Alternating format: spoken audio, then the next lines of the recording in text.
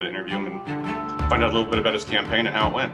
Adam D'Angelini invited Robert R.J. Regan on his show to talk about his surprise upset in a recent GOP primary. The discussion turned to Regan's efforts to decertify Michigan's electors in the 2020 presidential election. They vote to decertify. Wouldn't that decertify the election and give it back to the rightful owner? No, and that's the thing. As we've reported, there is no evidence of voter fraud that would warrant decertifying Michigan's electors. And when other guests on the show pushed back, Regan said this. You know, having 3 daughters, and I tell my daughters, well, if rape is inevitable, you should just lie back and enjoy it. So that's not how we roll. That's not how I won this election. We go right at it. Regan's analogy caught others on the show off guard. We're streaming on YouTube, probably not for much longer after what Robert just said. In all fairness, hold on. That was a shameful comment. Advice to give to your daughter. Don't do that.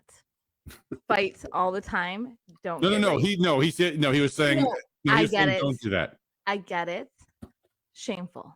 He made an analogy to rape, which was maybe not the best analogy, but he was speaking extemporaneously. I spoke with host Adam D'Angelini today, who told me Regan misspoke and was trying to say that not fighting back would be like telling his daughters to not fight back against sexual assault. I think he was basically saying he wasn't going to take it. He wasn't going to stand back and give up because his opponent had considerable more financial resources, and he pressed on and knocked on a lot of doors and ended up winning his race. Can you imagine a scenario where it makes sense to talk about your daughters being raped? Well, no, but he was probably just thinking about his daughters for whatever reason, probably because he is a father. Ironically, one of Regan's biggest opponents in his political career is one of his daughters. When he ran for office 2 years ago, daughter Stephanie Regan tweeted, "If you're in Michigan and 18 plus, please, for the love of God, do not vote for my dad for state rep. Tell everyone." The tweet went viral.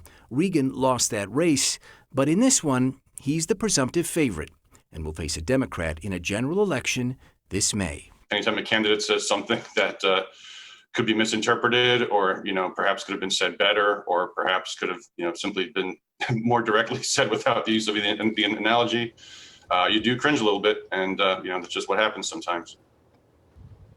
Ross Jones reporting there. 7 Action News did reach out to R.J. Regan for comment. He did not call us back, but sent a text message saying his comments were taken out of context.